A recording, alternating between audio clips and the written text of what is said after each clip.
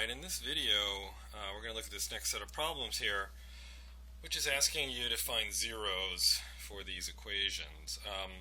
We usually use f of x for a function, we usually let y be the f of x value, and, we graph things on the xy plane. We think about our x and y axis, and when you're asking for the zeros of something like a polynomial, or maybe it's not a function, it's a curve, but a circle, you're really looking for the values at which you cross the x-axis where the y equals 0, right? So, these are x-intercepts, they're zeros, all different ways you can refer to them, but the task is the same no matter, what the notation or what you're calling them. So when you're finding the zeros for these equations, right, you want to set them equal to 0, right? When does the y value, which in this case is a quadratic, become 0? Right, well, we've already looked at solving quadratics as part of our review, but they're going to show up a lot. They're simple enough to work with. They're a little bit harder than linear functions, and it's sort of a nice middle road. Now, factoring is a good technique to know. It becomes important the farther you get that you can do factoring to use as part of other techniques. But you always do have the option of using the quadratic formula. In this case, when there's a number in front of the x squared, right, you have to remember that if you're setting up your parentheses for factoring, right, that 3x squared has to come from the product of the first and the first here. Okay. Now, there really is only one way to get 3x squared, right, using integers, and that would be 3x and x. So, there's a full AC method where you look for two numbers that multiply, in this case, to 8 times c, negative 18, and they would also have to add to negative 7, and you can sometimes, figure that out. And there's plenty of, work on that and videos on that. I just wanted to do a little bit of the sort of trial and error that you might get more comfortable doing the more you do this. The other thing to note is that this 6 here comes from the last two, right?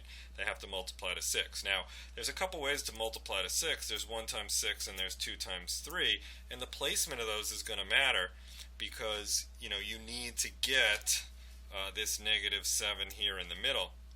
And if I put the 3 here and the 2 here, what you're going to see is 3 times 3, right, that's 9x. This is 2x, and if I subtract 9x minus 2x, I'll get 7x. Right? Now, I actually want negative 9x and positive 2x, so the goal is to put the negative here and the positive here. Okay, so if you practice this, it's something that you can do pretty easily with some work. There's a little bit of a learning curve up front, right? But one way or another, it should get easier, and at this point in your math career, you have to be pretty confident one way or another doing finding the zeros of a quadratic. Quadratic formula would work just fine. It's a lot of plugging and chugging. The full AC method works just fine, but what you can't really do is just sort of stare at it and wonder what to do. You have to have a game plan. Okay. Now, at this point, we know that the first factor could be 0. We also know the second factor could be 0. And if you've done this enough times, you can probably imagine, right, the things being moved over to the other side. You might be able to imagine the 2 being subtracted on this side and then the 3 being divided on this side, right? But if you can't imagine it, then it's not that hard to actually work it out. So positive 3 and negative 2/3 would be zeros. The nice thing about finding zeros is you can always plug them back in and see if they work. So if you want to take a minute or two to put a 3 in here and here, remember to square the 3. 9 times 3 is 27. 7 times 3 is 21. Right? 27 minus 21 is 6. Minus 6 is 0. It looks like it checks out. And you could check it with 2/3, but obviously the arithmetic's a little bit more complicated. Okay. Part B, you're also going to start by setting this equal to 0. And, I don't see polynomials here. It looks like a trig equation. And we just went over in the previous video, when you solve trig equations, you want to isolate the trig expression. The problem is there's multiple trig functions here mixed together. And actually, because there is a sum here, we can always think about factoring. And there is a GCF here. If you take 2 cosine x out of the first and second terms, you will get left with a actual factored product again. Okay, so now you have two things being multiplied to 0. Just like we had in part A, set each of those equal to 0. Here we're going to set the first one equal to 0, and here we're going to set the second one equal to 0. Okay. Now in part A, the two things being set equal to 0 were linear equations, much easier to solve. In this case, they're trig functions, right, or trig equations actually that we have left to solve here. So when does cosine equal 0? Well, if you remember, right, the cosine is the x-coordinate, and that happens at the pi over 2 multiples. Pi over 2, 3 pi over 2, 5 pi over 2, 7 pi over 2. So in this case, x would be pi over 2, and then plus k pi, because this goes on infinitely, right? You know, if the domain was given 0 to 2 pi, there just would have been two answers, and really I think, you know, you're trying to relearn this after a long time away. Just sort of focus on getting the pi over 2, maybe the 3 pi over 2. Don't worry too much about the plus k pi. That can come later. Same thing over here, right? You're going to solve for sine of x, which means you're going to have to subtract 1 and divide by 2. And you can certainly write that out, but just to conserve some space here, I'm going to set up, you know, the sine of x equals negative a half. Now sine, right, that's the y-coordinate. A half is smaller than the square root of 3 over 2, so it's going to be the shorter of these two, which would be the pi over 6 angle, not the pi over 3. So I know I'm talking about pi over 6, but because the sign is negative, I have to think about where my y-coordinates are negative. I have to think about putting that pi over 6 reference angle into the third and fourth quadrants. So I've got my 6 pi over 6 here, and my 12 pi over 6 here. So the answers that I'm going to want are going to be 7 pi over 6 and 11 pi over 6, right? And those are not pi units apart, so I can't just, you know, condense it down to 1. I'm going to have to take the two separate answers, 7 pi over 6 plus 2k pi, right? And also 11 pi over 6 plus 2k pi, right? All future rotations of these two angles.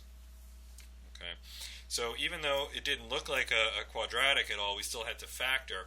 And anytime you see, you know, mixed functions and you see some sort of common factor, especially when there's a sum or a difference, you can always try that. Okay, part C is factoring also. There's a common factor here as well. Right, so when we try to set this one equal to 0, hopefully you can see there's an e to the x, right? X squared minus 4 equals 0. And again, you know, you're going to set each of the things being multiplied to 0, right? E to the x equals 0. Now with x squared minus 4, you do have some options. You could factor it again, or you could just set x squared minus 4 equal to 0. I'm going to factor it again as I set it equal to 0 because it's a difference of squares. I feel comfortable doing that. Otherwise, you could use the square root method and say x squared is 4. Either way, you should get x equals 2 and negative 2, plus or minus 2 as your answers. Okay, so there's two answers here. You know, the real question is, does e to the x ever equal 0? Right? And the short answer is no. When you raise x to a large negative power, e to a large negative power, right, you're going to get 1 over a very large number. And while that number will get closer and closer to 0, it will never actually reach 0. You can go back to the graph of e to the x if you happen to remember what it looks like. Right? It's got this horizontal asymptote of 0, and as x goes off to negative infinity, you're going to get closer and closer to 0, but you're never actually going to reach 0. So there are no zeros here. I'm putting the line through it not to say it's not a valid solution, just there are none. So if you think you might, you know, confuse yourself, you could just say none here. Therefore, the only zeros would be 2 and negative 2. Okay, so, you know, finding zeros, solving equations, they're all sort of related. Zeros usually refer to, you know, a graph. Where do you cross the x-axis, the x-intercepts? But you're going to find yourself in calculus setting a lot of things equal to 0. The way you're going to solve the resulting equation is going to depend on what you're looking at. In all of these cases, there was factoring. In some cases, you might have radicals, and you'll have to raise both sides to the same power. You might have log equations, exponential equations. You know, again, I think that the biggest challenge in calculus is putting all the things you've ever learned together and being able to kind of pick and choose what you need pretty quickly.